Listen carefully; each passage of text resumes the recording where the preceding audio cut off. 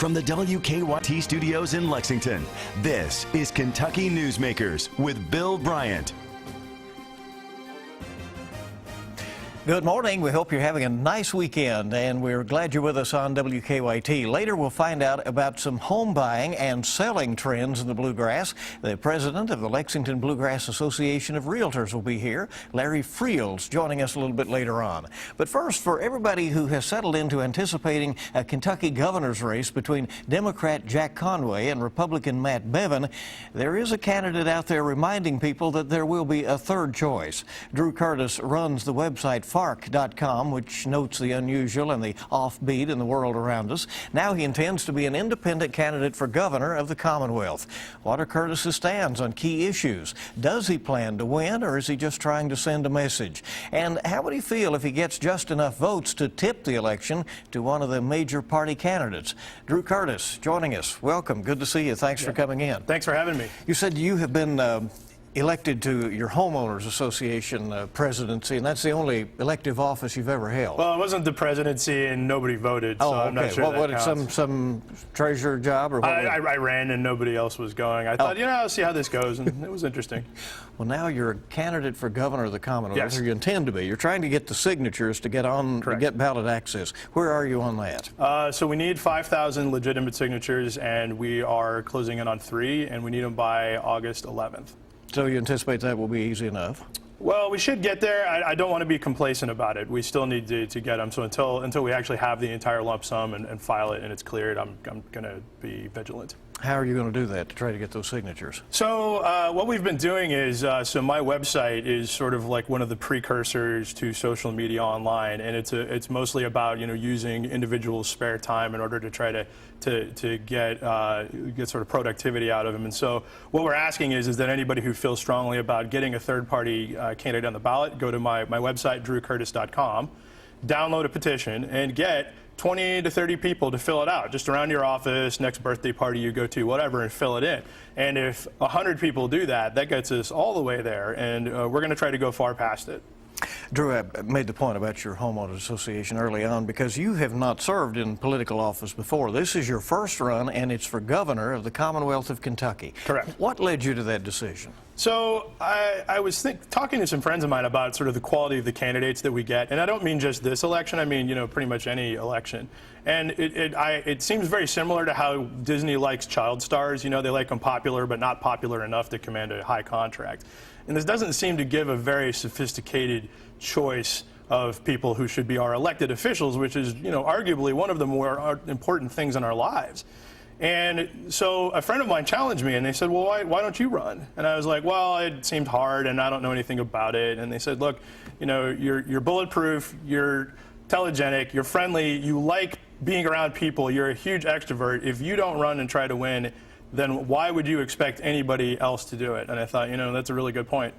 Well, will you have the resources to be a competitive candidate, or is this simply a strong message campaign? Yeah, so it turns out that the resources that I have available are not. I don't have millions of dollars, although I wouldn't mind millions of dollars. When you run in a campaign of not paying attention to influence money, as it turns out, won't donate to your campaign, not surprisingly. But that said, I've almost raised as much money as Matt Bevin did if he had not given his campaign a giant loan.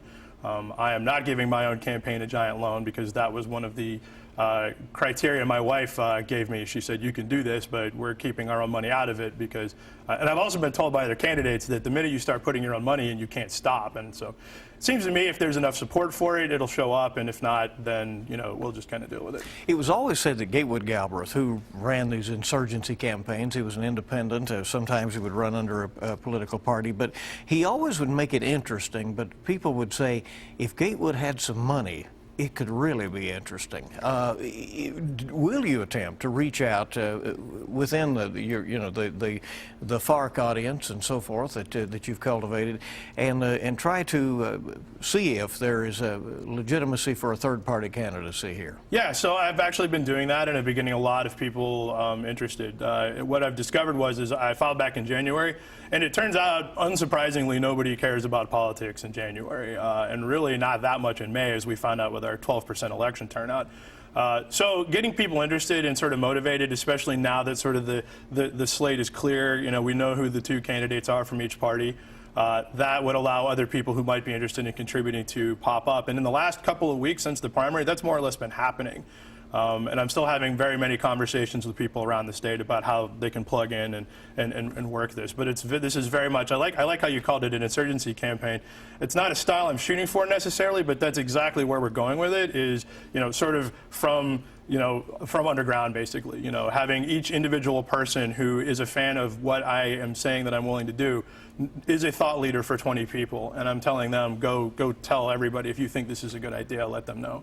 Will this have accomplished what you want if instead of you winning the race, you tip it to one of the major party candidates or the other? Yeah, so that comes up a lot, and what's really funny is that there doesn't seem to be any broad agreement as to which one of the two candidates I might tip the race to. Which I like. That means I'm sort of, you know, I'm not necessarily trying to stick the middle per se, but, you know, I always say, like, if this is a x-axis and a y-axis for the two candidates, I'm on the z. This is, let's try something completely different here. And, you know, give me the next 4 years, these guys will run again in 2019. I'm not planning on it. You know, let's try my thing for a little while. Let's see how that goes when we can completely clean house and sort of start over and be very pragmatic and careful about, you know, how government ought to run. And in 2019, you know, these guys will be back. Are you pledging to serve only one term if you were to be elected? I would potentially be willing to be dragged back, but my style is that I am a founder, not a CEO. I really like putting new things together, but the day-to-day running of them is not as interesting to me, and I have a feeling that in 4 years, that more or less ought to be figured out by that point, and I should be able to have the blueprint to hand off to anybody else and say, take it and run. All right, let's talk about some issues, find out where you are and who you are in this campaign. What are the kinds of things you will emphasize? I understand that the pension issue has been the primary driver, really, of your interest. Yeah, and this is hard to explain for people who aren't aware of what's going on or even why it's important, because, you know, not everybody has been a state government worker, so you would think this only pertained to them. So it turns out that the state pension system, the one that covers most state employees, is funded at a 21% level, which means 21% of the money exists to pay 100% of the obligations, which is not good. And the problem is it's been shrinking steadily for the past 12 years because the legislator and or the governor has refused to fund it. Now, why that is, I don't know. Not too concerned about it. That's just where we are today.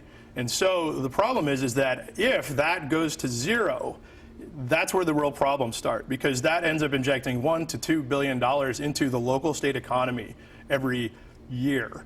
And if that money evaporated, that instantly throws Kentucky into a recession immediately. And on top of that, the default would cause bond ratings agencies to raise our interest rates, and that would cause government spending to rise for essentially no reason whatsoever. I mean, it really is the economic apocalypse. The good news is this. Turns out I'm actually really good with large sets of numbers. And so I grabbed a copy of the pension system, and I grabbed a copy of the last two reports that were written about it, dug in, and I found 3, maybe 4 solutions. I thought of another one on the way over that hasn't been tried. And I'm checking this against friends of mine who are experts in the pension system to make sure I haven't, you know, I'm not missing anything. But so far, so good. What is the quick fix? Well, there's no quick fix, as it turns out. It's like losing weight. It's diet and exercise. That's why. It's easy, but it's going to be a lot of work. And so what do we do? So as long as the government funds its part of the pension system, then we've got it, basically, is it.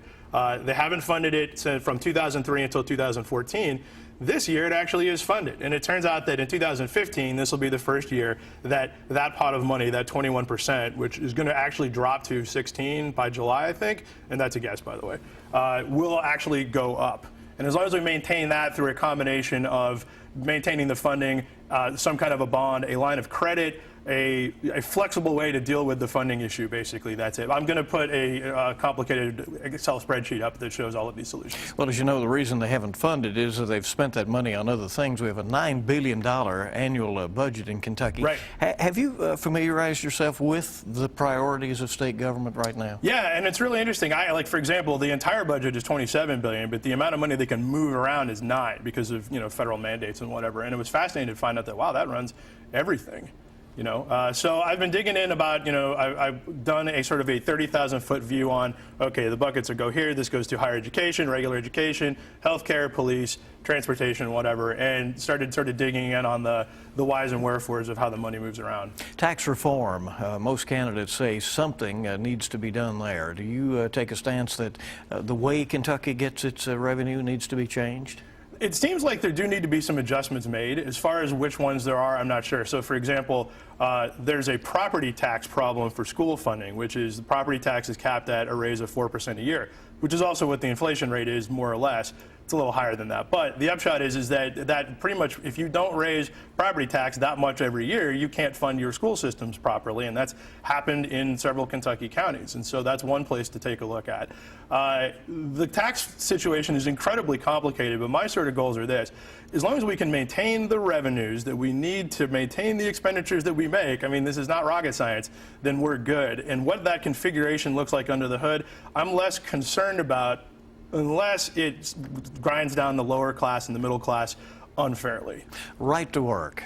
How do you feel on that issue? That is, allowing plants to come into the state and operate even in a union plant. People could still work as non-union workers. Yeah, so currently if you work at a plant that has a union, you must join the union. And I found this out firsthand when I worked for Kroger as a bagger when I was in high school. My personal bias is that I am not a fan of it, because when I worked for Kroger, the union dragged my salary down below minimum wage and I was like, what kind of union is this? I have talked to Kroger union employees since then who say it's gotten better. I have no firsthand experience of this. However, so I decided, okay, well, I don't really have a specific opinion on this. Well, what does the data say? And it turns out it's very unclear. Both sides have got their own partisan studies that make their own cases, but if you look at the ones that are sort of straight up, they can't tell what the difference is. In order to know if it's worked, there has to have been a state that converted to right to work sometime over the last 5 to 10 years or longer, and it turns out that's only Louisiana, and that's not really telling us anything. Education in the state, the Common Core standards are controversial. The Republican candidate says he would move past those. Generally, the Democrats have held to the Common Core standards. Yeah, so that's another one that confused me too. When I was first looking at running, somebody drilled me on all those, and they said Common Core, and I'm like, I don't have an opinion on it. And they said, you don't like it. And I go, I don't. And they said, no, that's it, and nobody likes it. So I was like, yeah, okay, fine. Then I found out, though, from talking to teachers that some of them are okay with it. And so on that one, my thing would be, let's talk to teachers and find out what they think. It doesn't matter what I think is an effective method to teach in the classroom. It matters what the teachers think. And so I'd be willing to go with whatever they think. Where do you fall on divisive social issues like abortion and same-sex marriage? So on abortion, I've got sort of a different viewpoint on this. Is like, we're stuck on this one.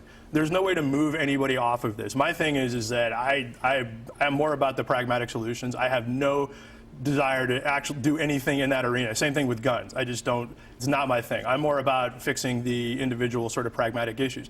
But however, so one of the solutions I would offer is, here's how I would sort of construct that argument. So you've got people who are against abortion, and then you've got people who are for the option. Those are not opposites. Being for the option is not being for abortion. So if that's the case, well, what can we do around the periphery that we might all agree on? And it turns out that I have a very good friend of mine who is very socially conservative, and he is trying to adopt a child. And this guy is like at the top of the list of people who should be able to adopt children. And it's really difficult. And this makes no sense to me. Shouldn't we want to make it easier to adopt children? And I looked into it, and it turns out that most of the regulations around adoption are from the 19th century when, as a farmer, you might show up in an adoption agency and clean them out for free labor. Well, that was back when children were assets. They are now financial liabilities. And so we have to maybe reconstruct the adoption system to look at it from that viewpoint and sort of move that along. That would probably reduce abortions, which everybody in that argument wants. And so, again, sort of the way I would say is take a step back from the arguments we're stuck on and let's agree to be stuck. What around the periphery can we start working on that might have some impact? The same-sex marriage issue, which may be decided by the U.S. Supreme Court this summer. Right, yeah. I think it's a moot call. The Supreme Court's going to vote in favor 7-2, probably 6-3. I personally am in favor of it. I've attended 3 or 4 gay marriages at this point, to the point where I don't remember the actual number. I don't have a problem with it. It is unfortunate that in Europe, we didn't have the European solution. Europe has a different structure for domestic partnerships that they coded into law. And so when they talk about marriage from a legal perspective in Europe, it's domestic partnership, and that's why they don't have this controversy there as much. It would be nice, but we're stuck with what we've got. Well, you're going to make it interesting in the weeks ahead. Do you anticipate negative campaigning? Will you be attacking the other two candidates? No, I will be attacking the duopolistic system that was created to lock out people like myself. The requirement to get 5,000 signatures, I mean, I can do it, but that's a great way to make sure that nobody ever runs without party support.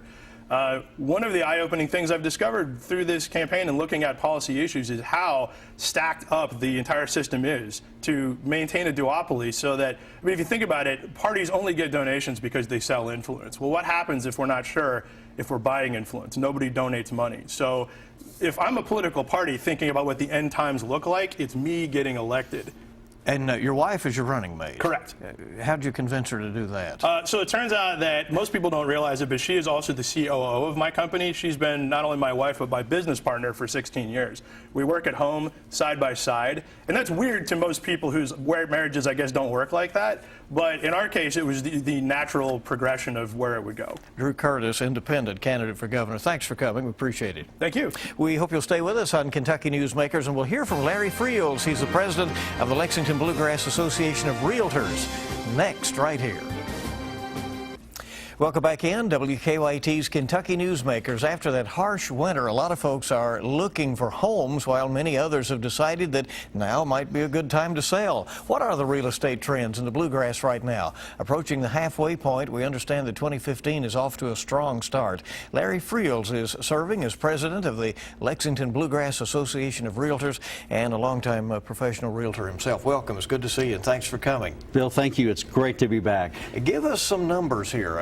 How are sales going as we're about halfway into 2015? Bill, it's been a phenomenal year start to 2015. Sales are up, prices are up, days on market are continuing to go down, which means the sellers are getting their prices.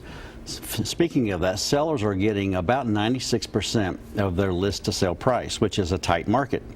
We're experiencing many times of multiple offer situations, which creates sort of a bidding war on the hot properties. So it really is encouraging. So there's some drama involved in those sales, There can right? be, certainly. There certainly can be.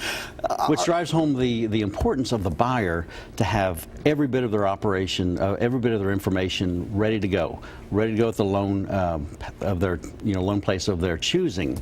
The stronger the buyer can be, the better the offer is, the more chances that their offer will be accepted. Sometimes even not the highest offer, but all the terms being better. Well, are you noticing any trends right now in terms of price points or types of homes that are moving the fastest? Not necessarily. All price ranges are moving. Days on market are down in all of our price ranges. In Fayette County specifically, probably the $200,000 to $300,000 range is a really hot market. That's that move-up market, if you will, for families who have been in the starter home, and interest rates are at an all-time low still. Are people able to qualify for those loans? I mean, after the crash of 2008, there were a lot of strong reforms that followed. Are people finding it any easier now to get credit than they were, say, this time last year? I'd like to think they are. They probably need to start that process further downstream. In other words, if they're 3 to 6 months out, get their credit pulled by a loan expert 9 to 12 months out. If there's something on that they need to work on, they have time to do that, get their information to them. It seems to have eased a little bit. So there's money out there. Credit is as important as ever. If you're a buyer and you start thinking, that you have your idea on 6 months from now, buying a home, or some months from now, what kind of strategy should you employ to be sure that your ducks are in a row? First and foremost, contact a professional realtor, ideally a LBAR member. They can guide them. They can help them with selection to loan people possibly. They can start the process by letting them get listings emailed, for example. As soon as that listing hits the market, they can set them up on a program to get that listing instantly. And they can choose the neighborhood, the price point, the amenities, bedrooms, baths, etc. That starts the process, even if they're in a lease still or looking to sell their current house. You know, what if you find a home, there's that one little thing that you'd like to have changed? Is that often something that can be negotiated with the seller? You know, like you want hardwood, or you want granite countertops or whatever, and those aren't there to begin with. Might they sometimes take from the asking price and agree to put those in, or are we in such a hot market that that's not a strong option right now? Typically, the resale market, that's not as not feasible. On the builders, if a builder has a spec home, for example, they're more open to those questions and suggestions with a good offer. Resale-wise, there are other things that are negotiable, certainly. Play sets, things in the house, fixtures, blinds, everything's negotiable.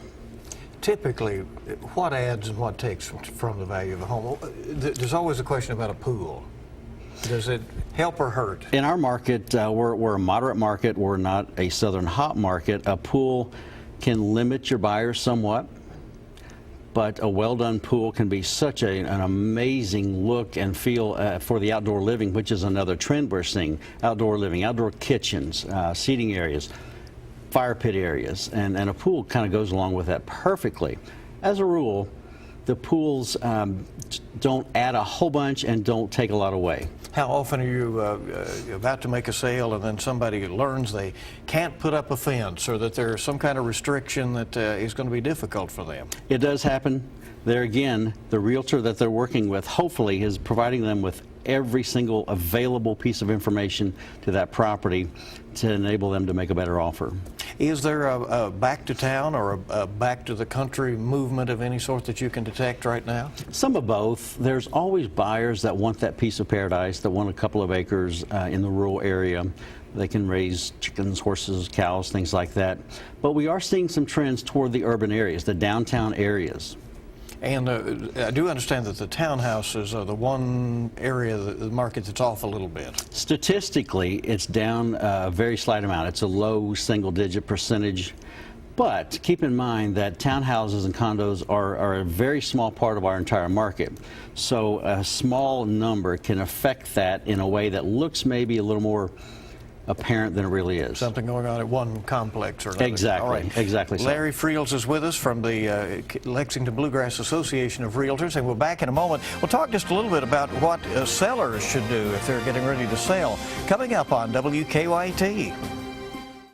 Welcome back in. It's Kentucky Newsmakers on WKYT, and we're glad you're with us today. And we're continuing to visit right now with Larry Friels, who is president of the Lexington Bluegrass Association of Realtors. All right, we talked about buyers. What if you're a seller? What recommendations would you make before somebody puts their home on the market? Great question, Bill. You know, aside from the most obvious things, mulch, landscaping, nice clean new door, the house uncluttered, all of that stuff, there's a couple things that we might recommend, and one's being to get an appraisal and an inspection. The appraisal will verify that their price range is where they think they need to be. And that's important in areas that don't have a lot of recent comps, and they do exist. The inspection may bring to light things that they were not even aware of, that they could take care of prior to that buyer getting in the house and then wanting it taken care of after the contract's accepted, possibly. How important is it that a realtor work with a seller and that they come up with a reasonable asking price? Is that sometimes an issue? There is no higher importance thing as far as the real estate agent and the seller. Well-priced homes, accurately priced homes will sell faster. If you overprice your home, you're going to sit, you're going to price yourself out of the market, because the buyers are working with realtors. They're going to see that you're too high for the market. Sometimes you won't even generate that offer.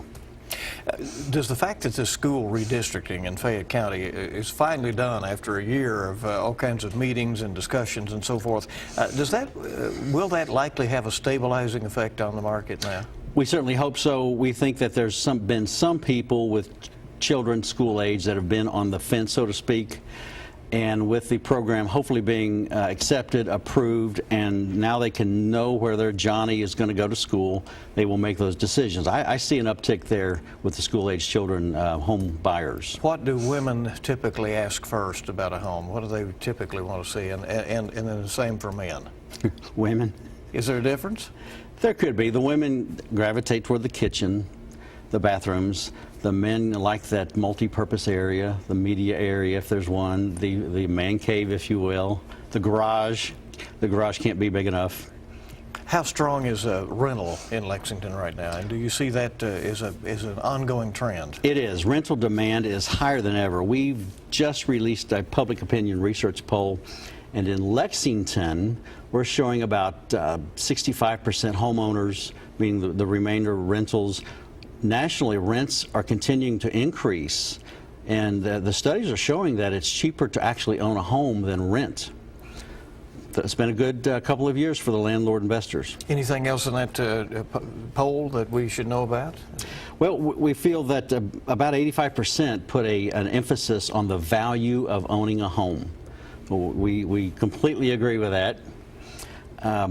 But there's some good stuff. We've just released it. All right. Larry Friels, thank you so much for coming in. We appreciate it. It's elbar.com is your website, right? It is. And we appreciate you serve Lexington, the Bluegrass region, and then also now Southeastern. We do. We're 2,500 members strong, and there's never been a better time to be in real estate. And if somebody's interested in a career in real estate, contact OBAR. Is it a good career? It's a wonderful career. It's a career that there is no income cap, Bill. Good deal, right? Thanks for coming in today. We appreciate it very much. Thank you, Bill. And we hope you'll stay with us here on WKYT. We appreciate you being with us for this edition of Kentucky Newsmakers. Have a good week ahead.